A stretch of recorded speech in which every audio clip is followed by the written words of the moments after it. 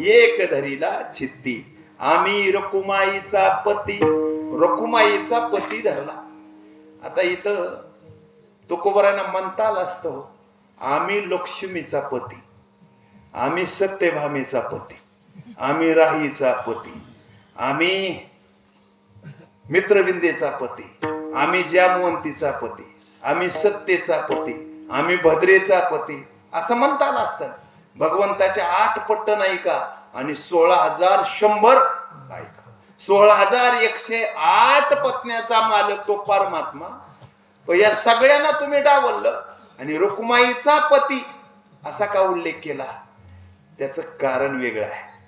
तर ते कारण आपल्या लक्षात आणून देतो. आपण आहोत महाराष्ट्रातले आणि पांडुरंग परमात्मा मूळचा उत्तर भारतातला. तो कुठला आहे? उत्तर भारतातला.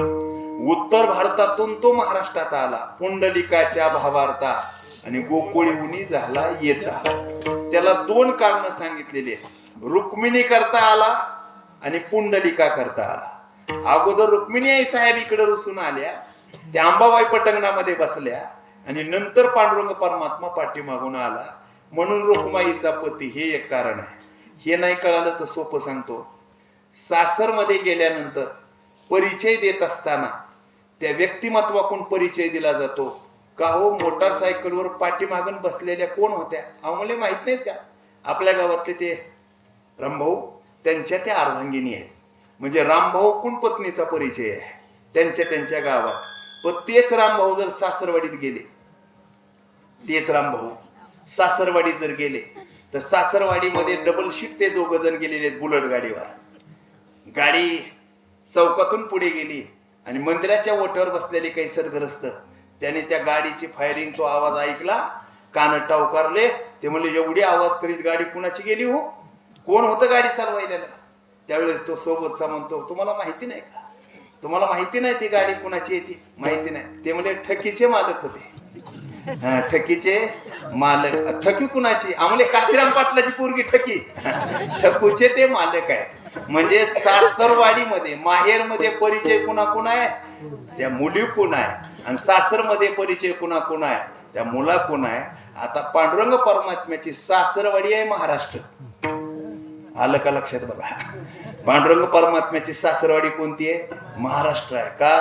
कौंडण्यपूर भीमक राजाची असणारी राजधानी हे महाराष्ट्रात येते आणि त्या भीमक राजाची 9वी कन्या रुक्मिणी आहे आणि रुक्मिणीचा तो पती पांडुरंग परमात्मा. म्हणून आम्ही रकुमाईचा पती विठ्ठल.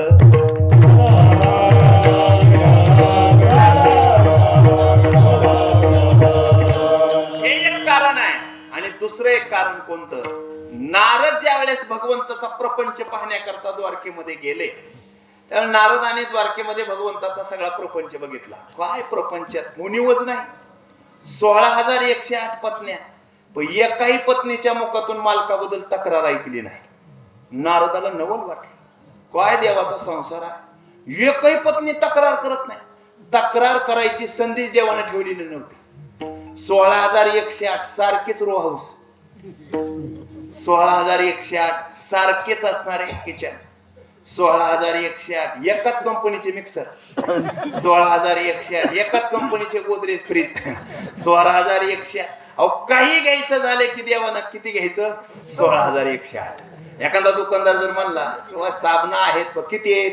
नाही म्हणले थोडे 1500-1600. नाही 16,108. ते एक सारख्याच ग्रामचे पाहिजेत, सारख्याच कंपनीचे पाहिजे. नाही तर इकीला जायचं ऑफरचं आणि इकीला जायचं बिगर ऑफरचं. लगेच तक्रार.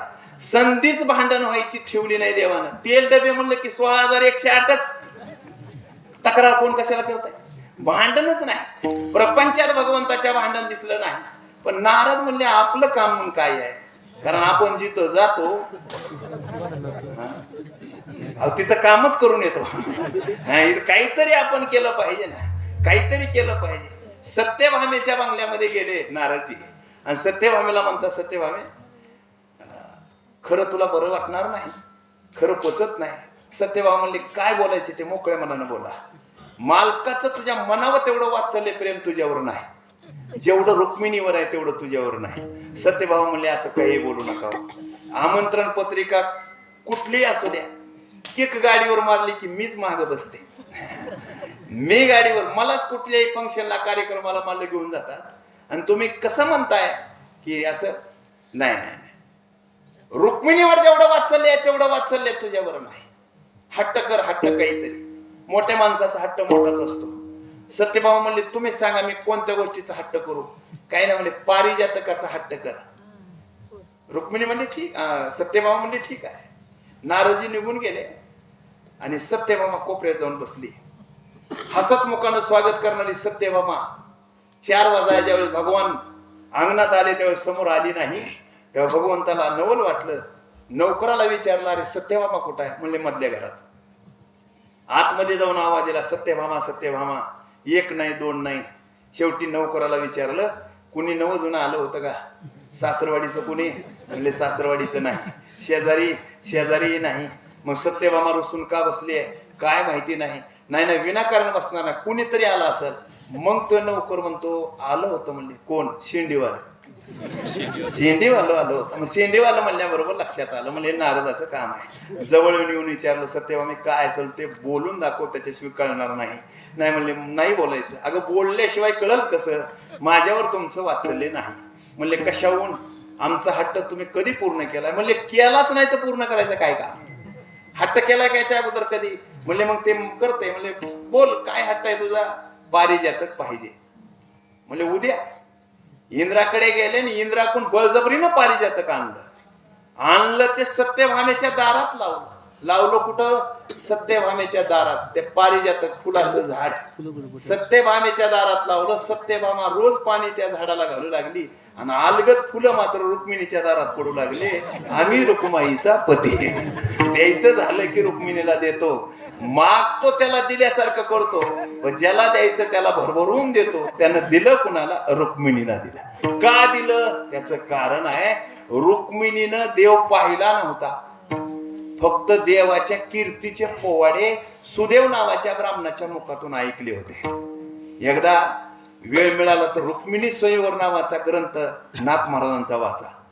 सुदेव ब्राह्मणाच्या मुखातून ज्यावेळेस भगवंताच्या रूपाचं वर्णन रुक्मिणीनं ऐकलं, त्याच वेळेला रुक्मिणीने निश्चय केला, आता मी माझ्या अंतकरणामध्ये तोच धरलाय, आता मी दुसऱ्याशी विवाह करणारच नाही, असा निश्चय, अशी प्रतिज्ञा, असा पण या भूतलावर पहिला जर कुणी केला असेल तर तो रुक्मिणीने केलाय. म्हणून तुकोबाराय उल्लेख आई साहेबांचा करतात, रुक्मिणीचा पती. बऱ्याच अभंगामध्ये आहे पहा, भेटी रुक्माईच्या वरा. रुक्माईचा वर, रुक्मिणीचा असणारा पती, तोच आम्ही आमच्या चित्तामध्ये धरला. त्याच्यामुळे